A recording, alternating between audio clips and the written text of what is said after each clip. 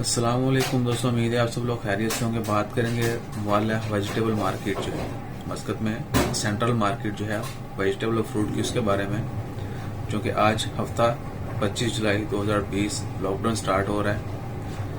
तो मवालिह जो मार्केट है उसकी टाइमिंग जो है वो होगी सुबह 6 बजे से लेकर दोपहर 2 बजे तक सिर्फ, और सिर्फ होलसेल जो है वो अलाउ किया जाएगा।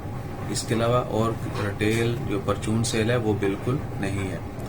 ये सिर्फ मवालिह नहीं, बाकी जितने भी मार्केट हैं वहां पर भी ऐसा ही होगा। यानी रिटेल जो है परचून सेल जो है वो नहीं होगी, सिर्फ होलसेल जो है वो अलाउ होगी। सो मवालिह जो मार्केट है उसके हवाले से एंट्री जो है उसके लिए जो गाइडलाइंस है वो कुछ इस तरह है। एक तो टाइमिंग दोबारा बता दूं, सुबह 6 से दोपहर 2 बजे तक होगी, और 3 टन से कम जो गाड़ी है उसको नहीं जाने की इजाजत नहीं होगी, वो इंटर नहीं होगी। और रेफ्रिजरेटर के साथ जो गाड़ियां हैं उनको जाने की इजाजत दी जाएगी।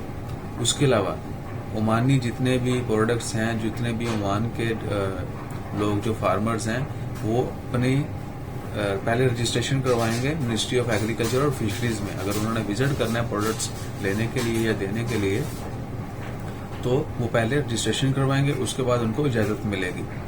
उसके अलावा जितनी भी बड़ी लॉजिस्टिक गाड़ियां हैं उनकी कस्टम और क्लियरेंस जो है वो सिक्योरिटी चेक पॉइंट्स के ऊपर या जिस सिटी से वो आ रहे हैं वहां पर कार्गो शिपमेंट जो है वो उसी के हिसाब से उनकी स्क्रीनिंग भी होगी। और एक गाड़ी में मैक्सिमम 2 लोगों को जो है वो जाने की इजाजत है। यानी मार्केट में दाखिल हो रहे हैं तो सिर्फ 2 लोग जो है एक गाड़ी के साथ जा सकेंगे। उसके अलावा जो है जी लोकल प्रोड्यूसर जो है, यानी जो लोकल लोग हैं वो ऑफ कोर्स उनके पास बड़ी गाड़ियां नहीं होंगी, वो छोटी होंगी, तो वो पहले इजाजत लेंगे मिनिस्ट्री ऑफ एग्रीकल्चर फिशरी से, उसके बाद उनको इजाजत दी जाएगी। उसके अलावा द नंबर ऑफ पीपल यानी 2 लोग जो हैं सिर्फ वही अलाउ किए जाएंगे।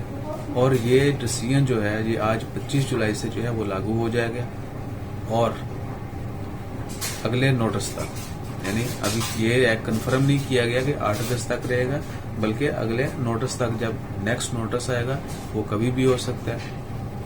तो वो तब तक जो है वो अगली अनाउंसमेंट जब तक मिनिस्ट्री की तरफ से नहीं होती, ये कानून ऐसा ही रहेगा। तो इंशाल्लाह खैर, अल्लाह ताला से दुआ है कि हम सबको, आप सबको अपने हिफ्ज़ ईमान में रखे।